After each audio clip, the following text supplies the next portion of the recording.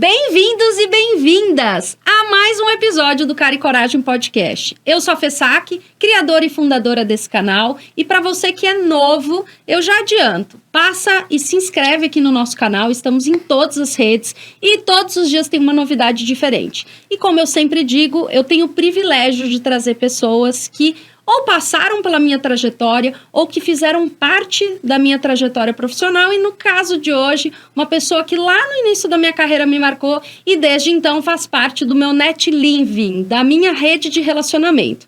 Ele, que é formado em administração de empresas pelo INSPER, com pós-graduação em inteligência de mercado pela FIA e MBA executivo também pelo INSPER, é também certificado em conselhos de administração pelo IBGC, e em coaching pela Crescimento. Com mais de 20 anos de experiência, tendo passado por cadeiras de RH, negócios e governança em empresas de mercado financeiro, saúde e agronegócios, hoje é o atual CHRO da FS. Também já liderou áreas como CX, estratégia, gestão e transformação em outras empresas e é um entusiasta da cultura de agilidade, transformação cultural, digital e estudioso do RH do futuro. E a parte que eu mais gosto. É pai do Rafa e da Marina e é casado com a Fernanda, que também é minha colega dessa trajetória profissional.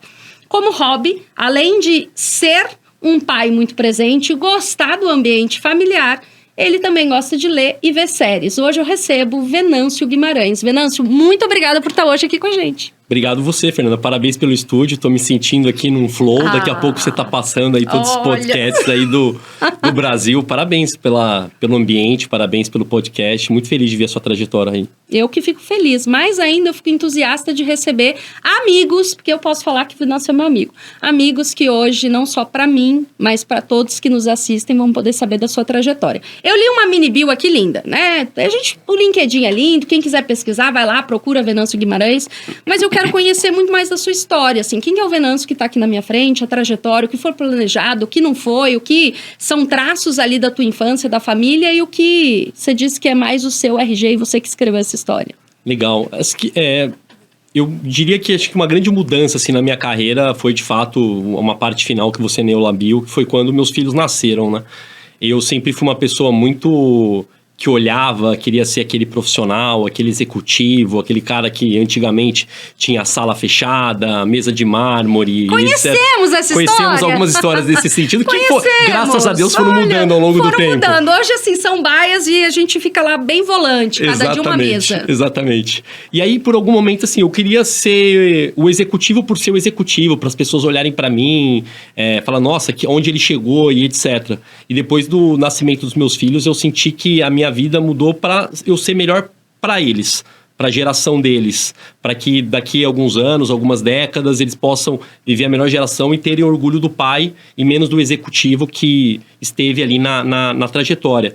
Mas falando um pouco assim, desde o começo, eu sou de Ribeirão Preto, né? A gente conversou um pouquinho. Uhum. Eu brinco que eu tive pode chamar de sincronicidade, sorte, coisa de Deus. Eu prestei algumas universidades em São Paulo e prestei a USP Ribeirão. Eu fiquei a 5 pessoas de ser chamado para a USP Ribeirão. Nossa. E fui aprovado em todas as universidades que eu passei em São Paulo. Então foi quase que um sinal de Deus, cara, vai para São Paulo, vai encarar a cidade grande sem conhecer ninguém, vai pegar metrô. Então, alguns amigos brincam que eu era aquele cara que empinava a pipa no ar-condicionado, né? Então, eu tive que aprender muita coisa aqui em São Paulo. E, de fato, assim, foi uma trajetória que hoje eu tenho bastante orgulho. Acabei, como você comentou, me estudando no INSPER, foi uma das escolas que eu passei, acabei entrando no programa de trainee do Unibanco, que virou a fusão Itaú-Unibanco, depois eu fiz uma passagem pelo Safra de 3 anos e meio, fui convidado para ir para a empresa de saúde, a DASA, que hoje é um ecossistema de saúde, até está bastante na mídia hoje em dia, e agora, há mais ou menos 9 meses, eu estou na FS, que é a empresa pioneira de etanol de milho no Brasil. Então, muito feliz de estar no agro. A minha família inteira, origem de Ribeirão Preto, vem do agro. Então, é quase que voltar às origens, saber um pouco de como que era tudo aquilo enquanto eu era criança e passeava pela fazenda e tudo mais. Então, super feliz. Depois de 13 anos no mercado financeiro, 6 anos no mercado de saúde, agora conhecendo um pouquinho do agronegócio brasileiro, já que boa parte do PIB está no agro. E assim, quando eu olho sua trajetória, a gente se conheceu, abrindo aqui um bastidor, a gente se conheceu no Itaú Unibanco. E dessa trilha, até de mudar de áreas e mudar de segmentos, o que foi planejado ou que você olhou e falou, bom, tem aqui uma oportunidade de desenvolvimento, vou testar. Queria mais entender como foi esse seu mindset de fazer essa trajetória. Eu acho que foi planejado, tá? Eu acho que foi planejado trabalhar no mercado financeiro. Eu vim numa escola que é muito financista. Boa parte dos meus colegas foram para o mercado financeiro e eu não fui diferente. Talvez ir para o RH. Meu pai olhava para mim, RH, mas por que RH? Você não é psicólogo? Cara, eu gostava de estar perto de gente. Não é sobre gostar de gente, mas eu gostava de fazer uma transformação na vida das pessoas. No começo com um programa de trainee, programa de estágio, e aí eu, enfim, ia aprendendo mais, mas eu diria que o mercado financeiro foi bem planejado. A minha carreira como executivo e os milestones ao longo da minha carreira foram bem planejadas. O que não foi muito planejado na minha visão é ir para o mercado de saúde. Foi um convite de uma pessoa que havia trabalhado comigo. É uma coisa muito diferente daquilo que eu sempre passei, mas lá eu aprendi um pouco o que é propósito. Enfrentei uma pandemia na área de CX. Nossa, eu estava lá, né? No meio da área de experiência do paciente. E aí aquela coisa... bota máscara. Não, agora tem que tirar a máscara. Não, só bota máscara agora quem é sintomático. E na época a DASA atendia mais ou menos 20 milhões de pacientes no ano. Nossa. Então, como que você manda máscara, álcool em gel, todo o EPI de São Luís do Maranhão até Porto Alegre? Então, foi uma coisa absolutamente não planejada e que deu muito certo, que foi onde eu consegui, de certa forma, crescer na carreira. Eu estava no RH, um antigo chefe meu, ele me fez um convite para ir para a área de estratégia da companhia. Essa área de estratégia também não estava planejada, mas sempre, como eu gostava muito de negócio, eu topei. Estava naquele momento fenômeno Magalu, o Fred Trajano realmente arrebentando ali no Magazine Luiza, fazendo uma transformação. O Pedro Bueno, que era o CEO, queria fazer a mesma coisa na DASA. Eu estava na cadeira de estratégia. Falou, cara, TI tem que fazer, mas tem que ter a pessoa de people junto. Você conhece people, você está na estratégia, toca aí. Foi um baita business case. Foi muito legal ter trabalhado naquela época, porque a gente tinha possibilidades infinitas, autonomia infinita. E realmente eu pude aprender muito a respeito. Eu brinco que eu nunca fui o melhor em nada, mas talvez eu sempre fui um dos mais esforçados em tudo. E aí eu fui estudar, fui aprender, fui ler, fui ver série, fui para os Estados Unidos estudar em Berkeley, entender um pouco o que é transformação digital. E graças a Deus, acho que em retrospectiva, a DASA conseguiu fazer um negócio super bacana, que eu me orgulho muito. E aí eu recebi mais um convite, que também não estava planejado, para ir para o negócio. Aí sim, ir para a área de experiência do paciente, no meio da pandemia.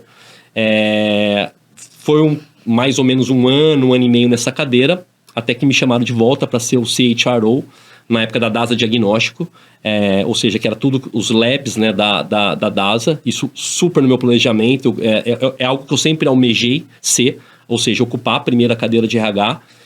E daí para frente, agora na FS, no agro, voltando às origens, eu sempre namorei o agro, mas nunca deu certo, e felizmente veio uma proposta onde fazia sentido a cadeira, fazia sentido a cultura, fazia sentido o ambiente que eu estava me inserindo, e tô aprendendo cada dia mais. Apesar da família ser do agro, você tá dentro do ambiente, muda completamente diferente. Né? Completamente. E faz um elo muito grande com o propósito, né? Porque você também vê que o impacto das suas ações tem um impacto direto com a sociedade, né? Então é um legado ali. Você vê a construção, o formato desde mão de obra, né? Da gente desenvolver para ter mão de obra ali para o futuro, mas principalmente o movimento, né? Que o agro traz para o nosso país. E aí você trouxe um dos itens que eu não tenho dúvida e me identifiquei muito como um fator-chave, que é o esforço.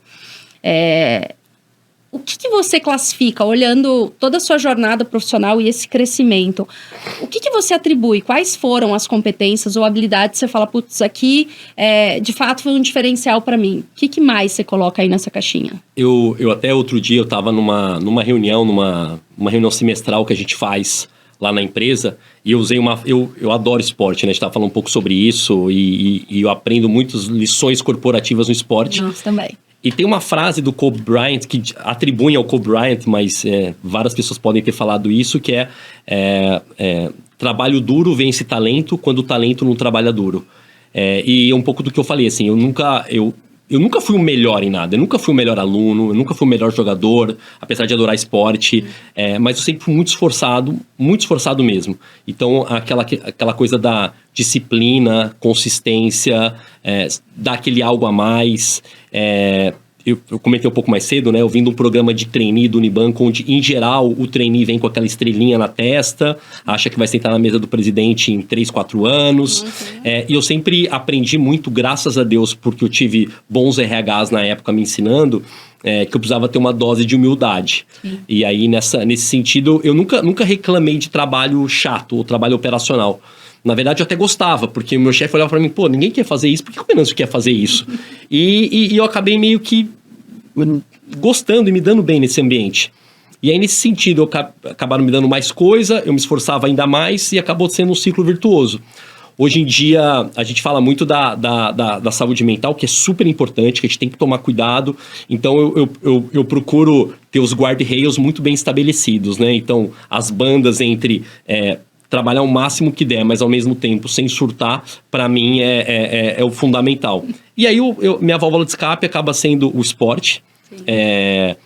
Diferente de você, não sou muito fã de academia mesmo. Olá. Mas é uma questão de começar aí, porque eu digo que eu também não gostava, até... pôr na agenda, tem que ir pra academia. Eu me sinto muito mais forte. Eu vou pro dia, eu falo, agora sim, agora eu consigo enfrentar. Eu brinco que academia pra mim é o meu remédio. Então, assim, cara, pra não ter que ter um remédio daqui, sei lá, 20, 30 anos, eu prefiro tomar esse remedinho da academia agora. Então, pago uma boa academia pra ir lá, treinar e etc. Mas eu gosto mais do tênis, do basquete, do futebol, até do beach tênis, que tá um pouco na moda agora. Então, eu gosto mais daquele movimento mesmo. Agora, o esporte acaba sendo uma válvula de escape importante pra mim. E como eu falei, acho que tá com meus filhos, desde ver desenhos com ele, até jogar bola com meu filho, até brincar de boneca com a minha filha, brincar de casinha com ela, e tá com a minha família hoje são os lugares que eu mais gosto de estar. E quando eu tô tenho um tempinho, principalmente quando eu tô viajando, leio muito, eu sou aqueles caras que leem 12 livros por ano. Nossa. Eu leio um por mês, eu gosto muito disso. E série também, eu sou viciado, assim. Às vezes eu assisto até mais de uma ao mesmo tempo. Então, nos horários que eu tô viajando, eu acabo indo pro livro e pra série. Sei, eu sou dessas. Eu, como viajo também muito, eu já baixo, no meu caso, podcast e fico assistindo. No voo, é muito comum, todo mundo dormindo e eu lá, assistindo podcast. Falo, esse eu gostei médio. Esse aqui, deixa eu ver o que eu tenho pra aprender, né? Porque eu acho que tem um conteúdo muito rico também. Diferente, eu lembro muito... Quando a gente começou, porque aí eu posso falar a gente tinha a sorte, talvez, de ter grandes líderes, né? Pessoas que nós olhamos. E eu digo que a gente estava muito naquela fase de transição, muito de um modelo de hierarquia. Você trouxe aqui aquelas grandes salas, aquele status imponente, né? Que a gente admirava, né? Vou falar de novo, a gente olhava e falava, um dia eu quero ser assim. E me dá muita curiosidade, porque eu me identifico muito com vários traços seu como líder, mas quais foram os líderes, a gente não precisa entrar em nomes, mas quais traços desses líderes que até hoje você almeja e põe como uma ação de desenvolvimento para você ser igual, ou ter a intenção de chegar perto do que esse líder representou para você? Acho que é muito boa a sua pergunta. Eu vou dizer que eu vou falar menos de competências e habilidades e vou lembrar mais de marcos assim, da minha vida. Eu lembro muito mais das ações com os meus líderes quando eles tocaram no meu pessoal do que quando eles tocaram no meu profissional. Eu consigo citar uns 5, 10 exemplos para você de momentos que eu estava precisando muito de uma ajuda e ele veio lá, ajudou e etc. Isso me marcou muito. E eu não consigo, talvez, enumerar 3 ou 4 vezes que eu falei, nossa, que apresentação espetacular que ele fez com esses números. Então, de fato, eu acredito muito que a liderança é quando você pratica ela quando ninguém está vendo. E tem vários momentos ali que às vezes você liga a câmera, você liga o microfone, você vê uma pessoa, mas quando desliga, você sabe que nos bastidores é completamente diferente. Então, talvez os líderes que eu mais admiro, e a gente falou um pouco de alguns aqui um pouco mais cedo, são aqueles que quando o microfone está desligado, a câmera está desligada, ele impacta a tua vida de N formas. Sim. Então, eu posso citar alguns exemplos. Quando eu estava ainda na DASA.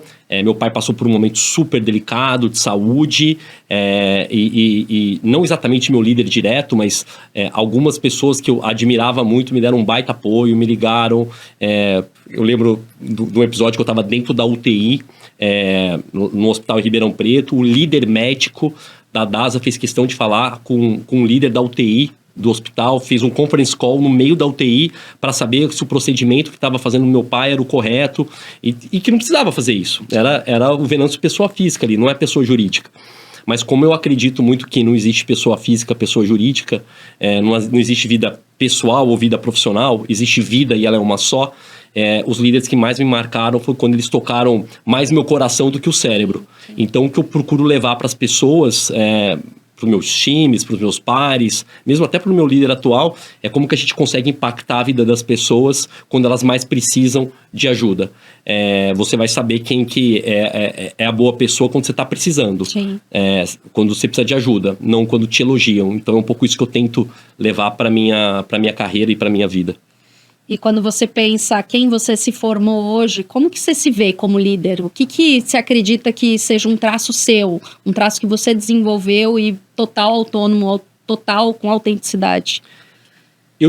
Eu diria que é difícil falar de mim, né? Falar de uma qualidade minha. Sim. Mas eu diria uma coisa que eu escuto muito, que eu navego bem independente do ambiente. Se eu estiver numa roda, num happy hour, com todo respeito, com um grupo de estagiários, trainees, Sim. Ou se eu estiver numa mesa de jantar com o comitê executivo da empresa que eu tô hoje, eu vou ser um cara muito autêntico. Vou ser a pessoa que vai estar leve, vai estar solta, vai conversar com toda a humildade, tentando ensinar, tentando aprender. Acho que essa cara de Faria Limer minha, às vezes, passa uma impressão que eu já ouvi muitas vezes de arrogância, prepotência e coisa do tipo. Mas quando eu tô ali na roda, eu falo, nossa, até que você não é tão arrogante assim, até que você é um cara legal. Então eu diria que a maior qualidade minha é poder navegar nesse ambiente como se fosse uma mesa de bar, ou como se fosse amigos como a gente está aqui, esquecendo que esse microfone está na frente, falando da nossa vida, e sendo a gente mesmo. Sim, e eu que te conheço é verdade, né? De fato, a primeira... às vezes a gente cria um arquétipo, e eu também, muitas vezes a gente é julgado, né? Do tipo, não, deve ser fresca, ou deve ser arrogante, ou deve ser... E assim, é tão bom quando a gente tá, e as pessoas tratam a gente como a gente a gente poder interagir em todos os ambientes, e eu tenho certeza que, não só aqui, mas em todos os ambientes que a gente possa dar, nesse caso, câmera e microfone, quebrar um pouco desses mitos, desses tabus, né? E aí eu vou engatar numa pergunta que eu costumo muito dizer que quanto mais a gente cresce, aí ilustrando muito prédio, né? Mais venta. E aí você trouxe uma palavrinha que ela é pequena, mas muitas vezes a gente se conecta com ela, que é o ego.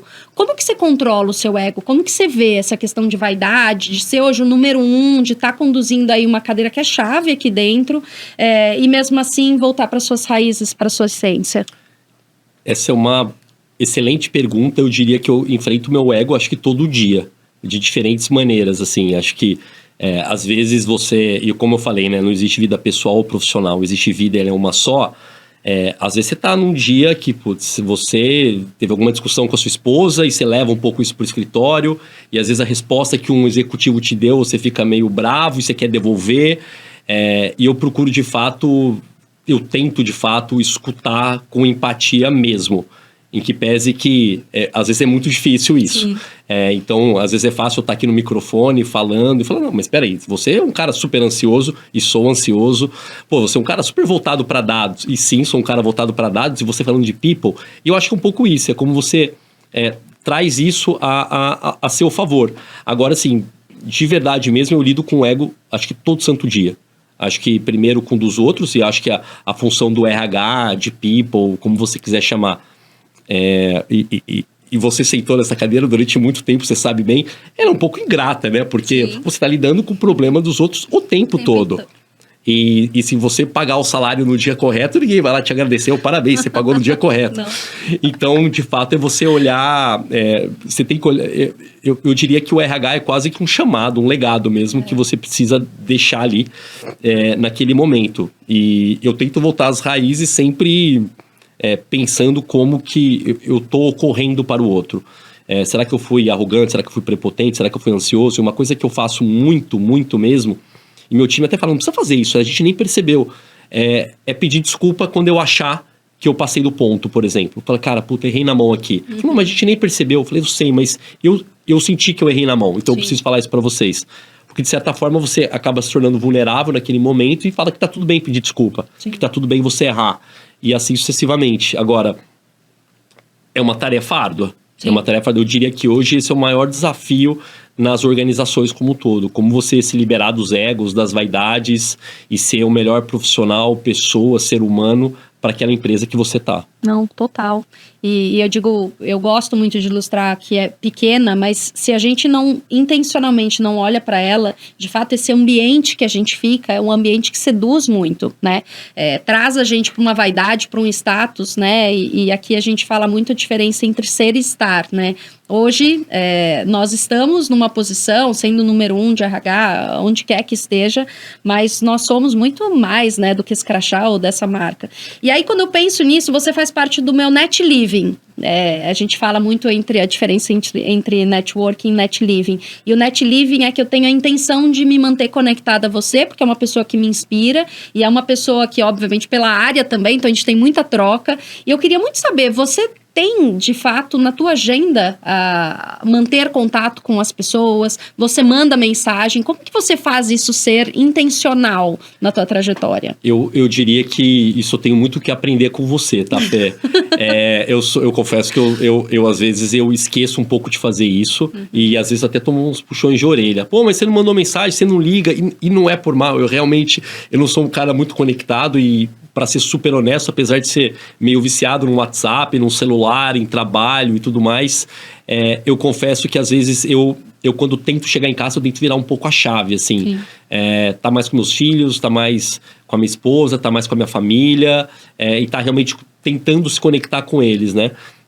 Eu até teve uma vez, eu sei que você conhece bem a pessoa, o Dan Porto da Crescimento. Sim. No trabalho que a gente estava fazendo, enfim, uma conversa que nós tivemos, eu falei que às vezes eu acho que o celular é meio que uma algema para mim. Eu sinto que quando eu fico muito tempo fora, eu falei, será que tá acontecendo alguma coisa?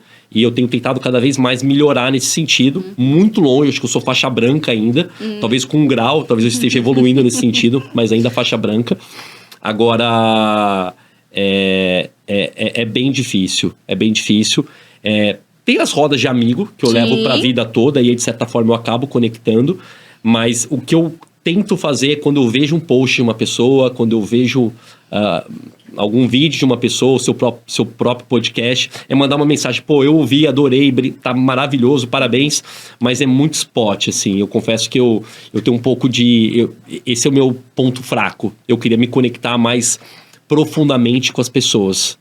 E é curioso falar, porque quando eu olho na minha trajetória, eu sempre tive uma lista de pessoas, seja porque viraram amigos ou pessoas que eu olhava e falava, nossa, eu quero sempre ter essa pessoa perto, né? E eu sempre mantive contato. Mas quando eu penso no networking, ir em eventos, conhecer pessoas novas, e você sabe disso, eu sou muito tímida. Eu consegui trabalhar a minha timidez a meu favor, mas assim, chegar num ambiente que eu não conheço ninguém, tudo que eu mais queria era ver, você tá lá, eu já grudava em você e ficava com você. Mas eu digo que assim, é um exercício, né? É um exercício. Eu tenho um Excel de pessoas e eu faço questão, assim, seja por conta do aniversário ou um post, eu vou lá, marco, mas ainda assim é um baita, porque a agenda que a gente tem... É isso. Cara, como que você põe isso na agenda, né? Você tem que blocar a sua agenda uma vez na semana e falar, vai, net living agora, pra quem que eu mando mensagem, né? Também aparecer do nada fica parecendo meio que interesse, mas...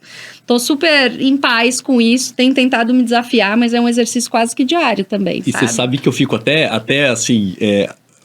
ao nível que você entra da paranoia, né? Eu falo assim, cara, mas se eu mandar mensagem, ela vai responder. Se ela responder com uma pergunta, vai que eu tenho que responder, vai demandar mais tempo.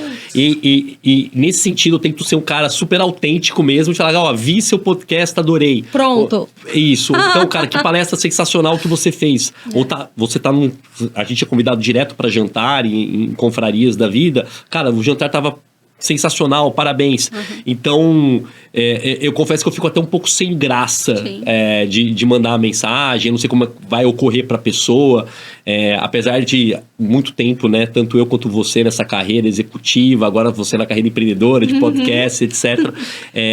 Não é muito natural isso para mim também, não. É um aprendizado diário meu. Não, e no meu diferente, eu já tô indo com cara e coragem e sem vergonha, entendeu? Eu mando mensagem, você me passou vários contatos. Eu falei, pô, aquela pessoa, será que vai ter o pai no podcast?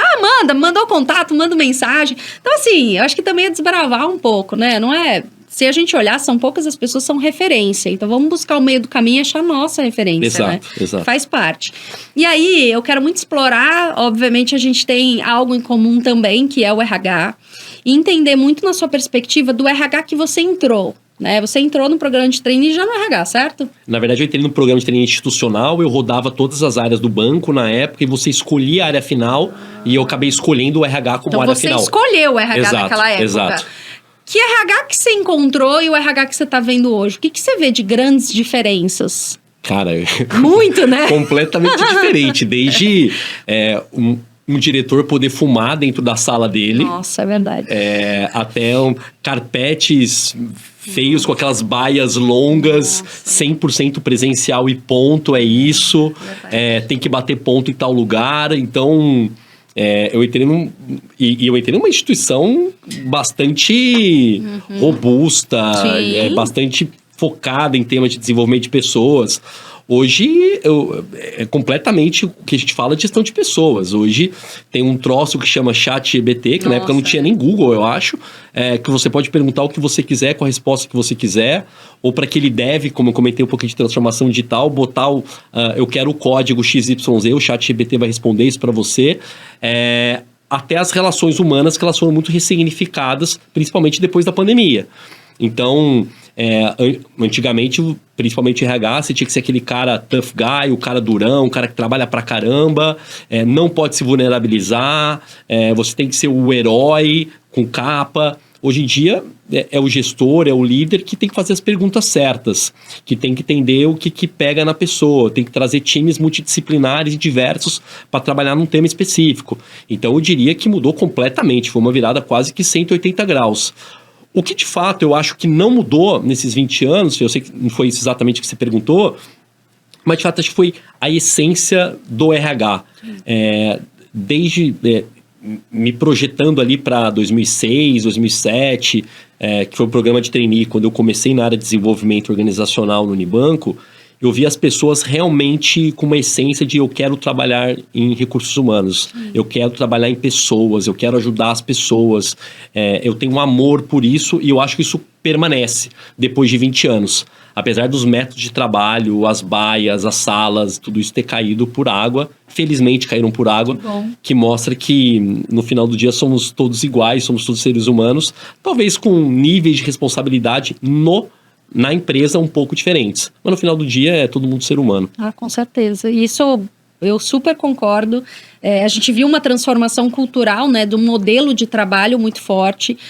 Um impacto, eu acho que acelerou muito a época da pandemia, né, o modelo de liderar, o modelo como você trouxe, né, o que mais importa é no momento que não tem uma câmera, é o momento que o gestor está olhando para aquele indivíduo que está na frente, se preocupando com ele. São traços, assim, que genuinamente um líder precisa ter, e eu acredito muito que é o que diferencia de um gestor, que tem que fazer o by the book, né, que está lá no job description dele, e o que realmente, né, você encara o papel de liderança na sua essência. E aí, eu tenho aqui a curiosidade de entender o que na sua trajetória até agora, assim, quais foram os grandes marcos que você fala, putz, eu tenho muito orgulho de ter feito isso. Quais foram essas grandes transformações nessa sua trajetória? Você trouxe alguns aí, porque você viveu a pandemia. Exato. Num segmento de saúde, então, mas queria muito explorar, assim, o que te orgulha? Eu acho que a primeira coisa era ter realmente vivenciado o negócio, porque eu sempre falei, putz, quando entrei no RH, falei, será que era RH mesmo que eu queria? E eu fiquei muito tempo dentro do RH. Sim. E sempre dá aquele frio na barriga, né? Será que eu mudo? E se eu mudar e não der certo? Será que vai funcionar comigo? Então eu tive a experiência boa o suficiente de testar o que é negócio, tá na ponta, conversando com o cliente, entendendo a necessidade dele, coisa que é algo que eu nunca tive, pelo menos como RH, ou muito pouco. Teve uma segunda que a gente comentou aqui, que foi a própria transformação digital. Sim. Que foi com certeza um marco na minha vida. Quando eu conto, o pessoal fala, caramba, você ajudou a liderar isso. E obviamente eu era uma das pessoas em volta de um arsenal de gente que queria fazer aquilo acontecer. E felizmente deu certo, então tenho muito orgulho disso. E especificamente, assim, não exatamente profissional, mas acho que a constituição da minha família e, ao mesmo tempo, as pessoas, meu filho, minha filha, minha esposa, todo o entorno ali, olhar para mim e falar, cara, esse profissional é o meu pai, é o meu marido, e sentir orgulho disso, hoje é o que me basta. Sim. Então, é o que me deixa tranquilo, o que me deixa feliz. Me esforço todo dia a ser um pouco melhor, apesar de errar bastante, mas eu tento levar na minha vida assim, cara, o que você consegue controlar, cara, fica tranquilo, você controla, não precisa ficar nervoso. O que você não consegue controlar, você não consegue controlar mesmo, fica tranquilo, não precisa ficar nervoso. Sim. E aí tentar tratar o problema como um problema e não algo muito maior que aquilo. Mas esse é um pouco do que eu levo, assim, pra minha vida, pra minha carreira. Eu diria, voltando pra pergunta, acho que a transformação digital, ter experienciado o negócio e a constituição da minha família para me ajudar no trabalho me fez ser mais maduro, me fez ser menos garoto, ser mais homem. E eu sinto orgulho, acho que, desses 3 grandes pilares que foram feitos ao longo da minha carreira. Com certeza. E quando eu penso em carreira, eu também gosto muito de explorar o que a gente aprendeu. E, obviamente, que a gente conta só os louros, né? Mas eu queria muito explorar, assim, o que você olha pra trás e fala, putz, aqui eu queria ter feito diferente, poxa, fui imaturo aqui, mas olhando profissionalmente, o que você aprendeu nessa trajetória? Eu acho que são alguns aprendizados, tá? Eu acho que tem que com certeza é levar a vida mais leve. Tá. Eu sempre me cobrei muito.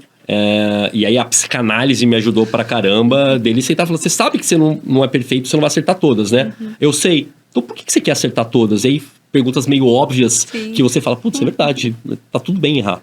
Então eu sempre me cobrei muito, eu coloquei a corda talvez maior do que eu precisava e não precisava disso. E isso sempre foi seu? Sempre foi meu, tá. Desde criança, assim. E aí, talvez, não sou psicólogo, mas talvez Freud explica um pouco da minha criação, da minha origem. De tentar ser o melhor, o filho primogênito, o único homem dos 3 filhos dos meus pais. Então talvez isso explique um pouco, mas sim, eu sempre me coloquei um milestone mais distante do que eu precisava, tá, e me cobrava, e dormia mal, e era ansioso, e de novo o esporte acabou me ajudando bastante nisso tudo, e tá tudo bem errar, esse certamente foi um ponto. Um segundo que eu tô tentando melhorar todo dia mais é tentar ser menos ansioso. E eu tô até pensando assim, eu e você, a gente é bem acelerado. Muito! Então a gente fala alto, fala rápido, um devolve pro outro, com um negócio super dinâmico. É um ping-pong aqui, né? Exatamente. E eu sempre tento procurar lugares para eu tentar quebrar um pouco isso. E a meditação acaba me ajudando bastante. Principalmente antes de dormir, na hora que eu acordo, assim, acho que dá uma Você tem conseguido? Eu tô ainda na fase que eu tô no to-do. Eu começo a meditar, começa a virar lista de pendências. Mas sabe que eu fiz não sei se pode chamar de curso, mas de meditação transcendental. Tá. E ele fala que é super normal entrar nessas pendências. É como se você estivesse na sua casa, com uma pessoa que não foi convidada e tá na tua sala. Você não pode chegar pra ela, sai da minha casa. Você tem que gentilmente convidá-la a se retirar. Entendi. E é um pouco isso que são esses pensamentos. Cara, gentilmente convidar. Não precisa, sai daqui, sai daqui, sai daqui. Deixa ele entrar e vai com calma tirando ele. No começo é quase impossível isso. Sim. Depois fica difícil. Hoje em dia eu consigo bem. Acho que com uns 2, 3 minutos eu consigo já dar uma certa apagada, assim. E tem me ajudado muito isso. Recomendo todo mundo que não fez, que faça. Nem que seja colocando uma musiquinha para dar uma relaxada. Ou ouvindo música que o relaxe, mas acho que ajuda bastante a controlar um pouco os pensamentos. Diminui até minha dor de cabeça, assim, para ter uma ideia. E acho que uma terceira coisa, que eu vou contar uma história e depois eu vou explicar. Um amigo meu me contou uma história que o Chaplin, ele tava, enfim, no auditório, ele contou uma piada, todo mundo riu. Aí ele contou uma segunda piada, metade riu, metade não riu. Aí ele contou uma terceira piada, ninguém riu. Ele falou, pô, vocês não vão rir da minha piada? Aí todo mundo vira pra ele e fala, não, pô, você tá contando a mesma piada 3 vezes? Aí eu falei, mas vocês reclamam das mesmas coisas toda hora, eu sou obrigado a escutar vocês. Então é como que a gente consegue levar a vida mais leve, sem colocar tanta pressão, às vezes de maneira simples, de maneira tranquila.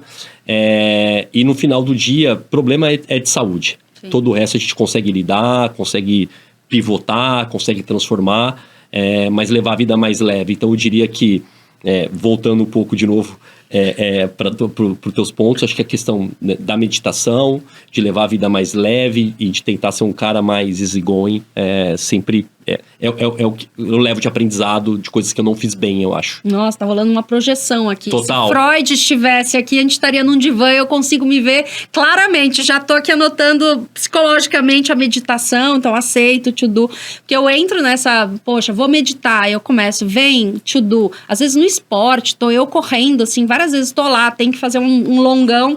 Não adianta, eu paro, Venâncio, eu pego o celular, começo a anotar as coisas, eu falo, pô, consegue concentrar aqui? Mas é isso, a cabeça não para, né? Não sei se é só do ansioso, mas... Mas engraçado, na academia, e isso acontece muito comigo na academia. Talvez por ser um esporte que talvez eu não goste tanto. Pode ser. Quando eu jogo tênis, eu já esqueço o que tá acontecendo. Ah, é? Então, assim, eu encontrei um lugar que eu consigo realmente relaxar. Eu até estava vendo uma entrevista do Guilherme Benchimol, que ele fala assim, que um pouco... ele não gosta de ir pra praia, deitar na espreguiça dele e ficar pensando na vida, que ele fala que tem um monte de problema.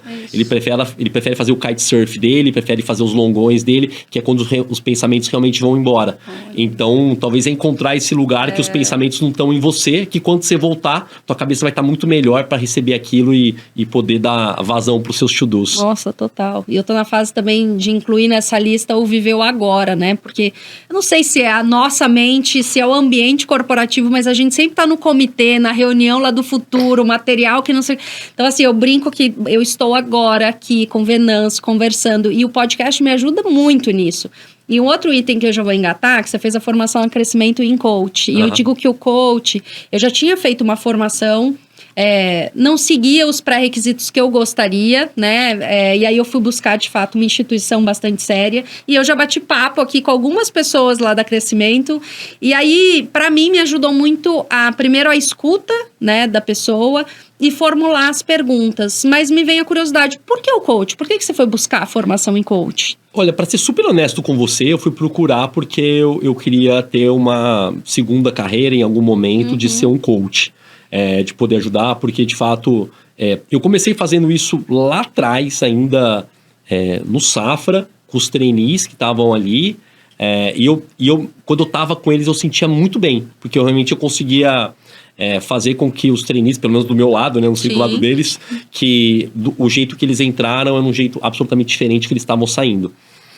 Só que meio sem método. Eu ia do meu jeitão, meio vamos que vamos, e sem muito método. Então, quando eu procurei a Crescimento, e o Dan foi a pessoa que acabou me ajudando bastante nisso, eu queria buscar muito método para poder fazer isso.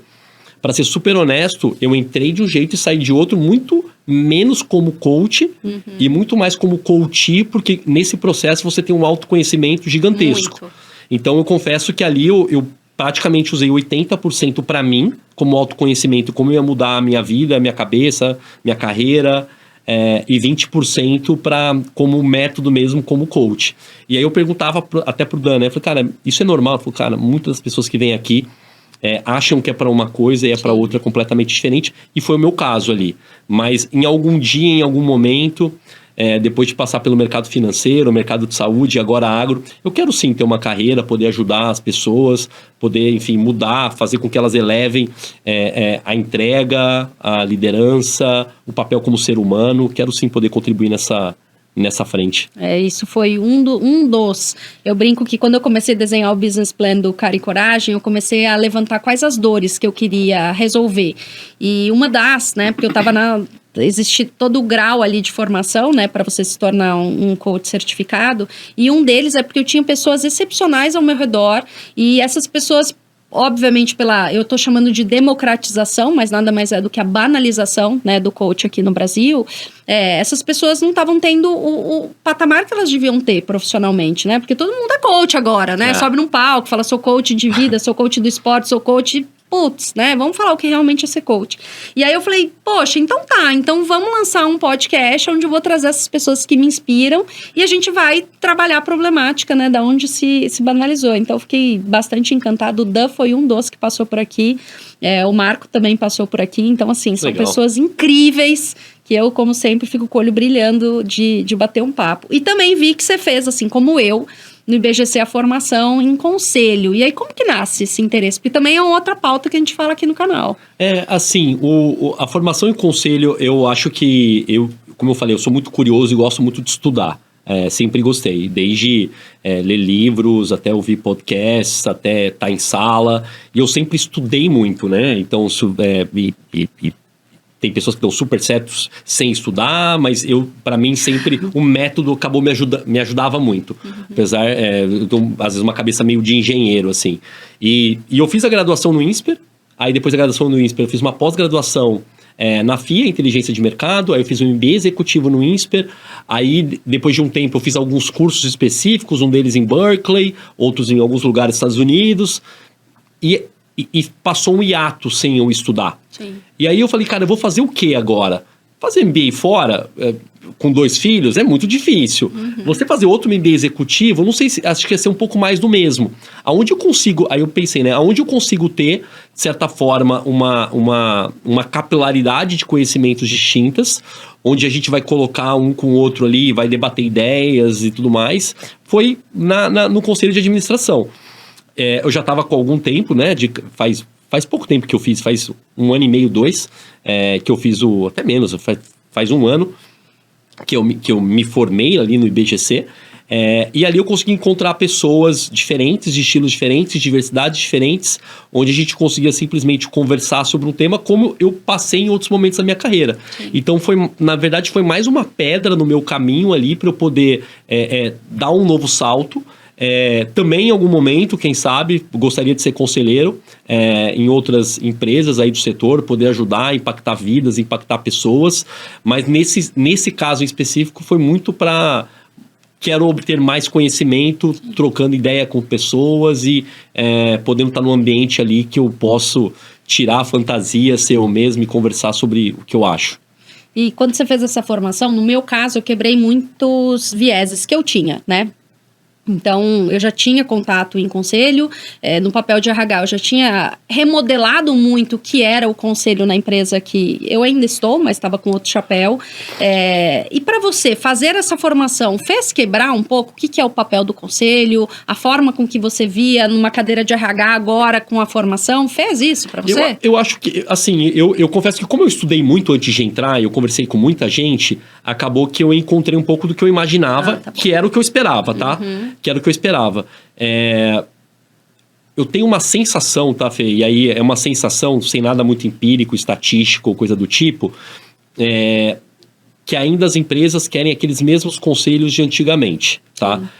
Então, exceto as startups, que eu acho que estão mudando um pouco o pensamento e tudo mais, eu tenho uma visão que esse choque geracional que está ocorrendo no mundo, essa mudança cultural que a gente conversou aqui, eu sinto que no conselho ela está um pouco mais morosa do que o normal, tá? Na hora H ali, os cases que a gente estudou, a maior parte deles são cases de finanças, de estratégia e etc, que é super normal, que é o que mais impacta a empresa como um todo, mas eu acho que na hora H ali mesmo, o conselho na hora de escolher alguém, fala, putz, acho que eu vou no clássico CFO, cabelo meio cinza branco aqui, que tem experiência, que é o famoso eu não vou errar com isso. E eu acho que é nosso papel, você com o seu podcast, outros jovens aí querendo transformar o mercado como um todo, mostrar que a realidade é outra. Que existe um choque geracional, que nunca foi falado, existe uma provável pandemia mental que nunca foi falado. Sim. E cada vez mais pessoas que tenham esses alicerces podem ajudar e constituir o futuro das organizações. Total. Você trouxe um item, né? Hoje eu estou numa cadeira de conselheira dentro de um segmento logístico e eu lembro que quando eu assumi, e eu falo abertamente, né, porque é um dos 3 temas que a gente trata aqui, um deles é conselho. E eu lembro que quando eu assumi, da forma mais humilde, eu marquei para falar com várias pessoas que eu tinha como referência, né? E uma dessas pessoas virou para mim e falou assim, mas você é muito nova para ser, né? E aí eu fiquei com aquilo, eu falei, nossa, eu tenho que ter resposta, né, para isso. E aí eu fui conversar com uma outra pessoa e eu comentei com essa outra pessoa, eu falei, poxa, na minha primeira conversa veio isso. E ela virou e falou assim, tá, eu também vivi isso. Sabe o que eu respondi? aprendi, virei pra pessoa e falei assim, você não acha que o conselho tá muito velho? Não. Já que a gente quer desenhar o futuro, talvez eu tenha uma capacidade maior do que as pessoas que estão mais sêniores, não vou chamar de velhas. Isso faz muito sentido, sabe? Total, não concordo em gênero no migral com você. Total. Então as pessoas querem mudar as organizações fazendo exatamente as mesmas fórmulas de antes. Exato. Então não vai funcionar. Quer dizer, eu acho que não vai funcionar. Sim. Não acho que, assim como você, não sou tão velho, ou você ou sou muito jovem, mas no final do dia, cara, diversidade é um pouco sobre isso. É trazer pessoas diferentes, que pensam diferentes, que vão tentar buscar o que é melhor para as organizações, para as pessoas e assim sucessivamente. E ter exatamente esse perfil de anos atrás nas empresas, e felizmente você está em quer dizer que está mudando. As tradicionais eu não sei se vão conseguir ter essa visão diferente de mundo como essas novas estão querendo fazer. Mas eu vejo já algum movimento. Moroso, é verdade, mas eu vejo algum movimento das empresas fazendo isso. Eu também. E eu vejo principalmente a abertura do mindset, né? E a gente atua diretamente com o tema de diversidade e eu acho que não aprofundando nos eixos de diversidade, mas um deles que eu tendo a supor que, assim como você também viveu, que é o etarismo, né? Nós crescemos na nossa carreira. Há quem diga que foi rápido, eu tendo a dizer que ninguém viu a gente acendendo e apagando a luz dos escritórios, Exato. né? E eu queria muito explorar esse lado, assim. O etarismo, várias vezes eu entrava numa reunião e a pessoa falava assim, mas a diretora Nanana vai vir? Eu falei, prazer, né? As pessoas normalmente olham a cara, né? E falam, não, muito jovem, né? Para estar na posição. Mesma coisa de conselho. Não, você já é conselheira e tal. E eu queria muito te ouvir. Como que você lidou com isso? Você viveu isso, assim como eu tô trazendo a minha vivência? Você teve essa questão etária, né? De ter um preconceito? Cara, muito, né? Muito. E eu vou dizer, eu acho que muito parecido com você, mesma coisa. Mas ele é muito jovem, é isso mesmo, é ele mesmo que vai vir aqui e tudo mais. Eu lembro até um feedback uma vez de uma pessoa, até conhecida nossa, que ela falou assim, cara, na voz, tenta dar uma engrossada na voz, pra parecer mais velho e tal. E eu cortei o cabelo recentemente, acabou não me ajudando muito, que agora eu pareço mais jovem ainda. Mas o fato é que tá começando a aparecer uns cabelos brancos aqui do lado. Tenta cortar Aí eu falei, deixa eu cortar pra baixar um pouquinho isso aqui, mas, puta, o tiro saiu pela culatra, acabou parecendo mais jovem ainda. Mas já tá deixando a barba, dizem que isso também é um sinal pro homem, né? Dá uma envelhecida. Exatamente, só que a Fernanda em casa, ela reclama, porque ela fala assim, putz, mas você tá com umas barbas brancas aqui. Eu falei, mas é isso mesmo que eu quero. Tá tudo certo. É exatamente isso que eu quero, é parecer mais velho. Mas eu sofri muito isso. E uma vez uma pessoa me falou uma coisa que levou pro resto da minha vida. Ela falou assim, cara, não liga, porque quando você abre a boca, você tem conteúdo. E eu tento fazer isso. Não tento falar por falar, só para dizer que eu tô falando. Sim. Mas de alguma forma eu tento realmente colocar alguma coisa de impacto que as pessoas vão olhar e falar, putz, ele contribuiu bastante aqui. E se eu sentir que talvez eu não esteja contribuindo muito naquele momento e tudo mais, talvez aquele momento, aquela hora não é o lugar para mim, tá tudo bem. Mas eu diria que as pessoas olham um preconceito mais velado para outras coisas e tudo mais, mas esse certamente impactou a minha vida e bastante. Deu chegar até a pensar, putz, será que vale a pena eu engordar mais para parecer mais velho? Ou cortar o cabelo diferente para parecer mais velho? Ou me vestir diferente para parecer mais velho? Eu acho que as organizações, nesse sentido, elas estão mudando. Acho que elas estão vendo, felizmente, vários jovens darem muito certo no Brasil e no mundo. E acho que isso está mudando um pouco e, felizmente, certamente na época que a gente entrou lá no banco, seria muito pior. Hoje em dia, eu acho que está mais fácil para gerações. Eu acho que as próprias gerações também vêm com esse chip de não se intitular, né? Diferente da gente... Quando eu lembro da nossa geração entrando, a gente tinha muito essa questão de olhar, baixar a cabeça quando tinha níveis altos. Eu particularmente mudei minha vestimenta também, que eu falava, eu tenho que mostrar mais senioridade, né? E época de banco, você lembra bem, né? Essa coisa de usar jeans, sapatênis não existia, né, Venâncio? Zero. Gravata de segunda a sexta. Totalmente. realmente é coisa impecável, salto alto, mas eu gosto muito de trazer porque vem se discutindo muito essa questão geracional, né? E eu sou a primeira a levantar, a falar, poxa, a gente está vivendo um cenário que é a primeira vez que nós temos 6 gerações ao mesmo tempo. Perdemos recentemente o Abílio, mas o Abílio era, né, uma das gerações que ainda estava ali construindo um formato de cultura, um formato de liderança. E assim, poxa, eu aprendi tanto com as gerações acima da minha, aprendo tanto com as gerações abaixo, quanto que a gente pode somar, né, nesse aspecto de aprender com o que essa geração tem nos provocado, do que fez sentido até agora e do que fará, né, para um futuro. E aí eu vou engatar numa pergunta que ela é bem profunda, assim. Venâncio, que história que você está mudando hoje para que na realidade profissional do Rafa e da Marina eles vejam diferente do que você encarou? Eu acho que... Eu não sei se vai ser exatamente a resposta que você deseja, que acho que tem menos a ver com a parte profissional. Tá. Mas também, voltando lá para Freud, que a gente brincou um pouquinho, e supernatural, nossos pais, eles tentam acertar da melhor forma possível. Naquele momento, talvez não tivessem todas as informações e tudo mais. Talvez o que eu mais vou fazer por eles, acho que primeiro, é deixar ser eles mesmos. Que eles tenham o jeito deles, a cultura deles, a forma deles, sempre respeitando todo mundo que está em volta. Então, isso eu aprendi muito com a minha família, sempre respeitar, sempre ter muita humildade, sempre trabalhar muito. Isso certamente são valores que eu vou levar para a minha vida. Mas talvez o que eu vou tentar passar para eles para realmente eles pensarem fora da caixa, mas agirem fora da caixa. Tentar sair um pouco dessa caixa. A gente está falando um pouco da questão da vestimenta e tudo mais. Essa é uma vantagem que eu vejo dessa nova geração, né? Eles ligam muito pouco para isso. Eles são muito pouco apegados para isso. Não quer assim? Tá bom. Então, não volto mais. A nossa não. A nossa ia para casa, ia passar no shopping, comprar uma roupa. Com certeza. Tomei um feedback, preciso mudar. Hoje, essa geração é mais desbocada. O que eu vou tentar passar para os meus filhos, tentando acertar, obviamente, é talvez encontrar o equilíbrio entre essas duas coisas. Tipo, escuta o que as pessoas estão falando, mas não perca a sua essência, sejam vocês mesmos. Não perca seus valores. Isso foi uma coisa que minha família sempre me ensinou e felizmente eu carrego para mim e tento passar para os meus filhos e também para as pessoas que estão no meu entorno.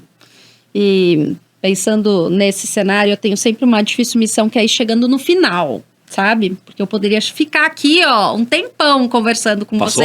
Passou rápido. Então isso já é um primeiro feedback muito bom. E o nosso programa tem, né, cara e coragem.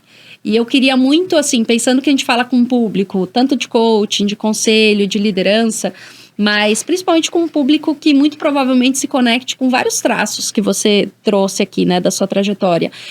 O que para você é um dos marcos ou uma situação que você acha que você teve que ter muita cara e muita coragem para enfrentar e que isso provavelmente vai servir de inspiração para quem está nos assistindo? Putz, uma boa pergunta. Bom, teve um episódio, eu tava... Engraçado, é uma reunião que eu entrei bem arredio, por N razões.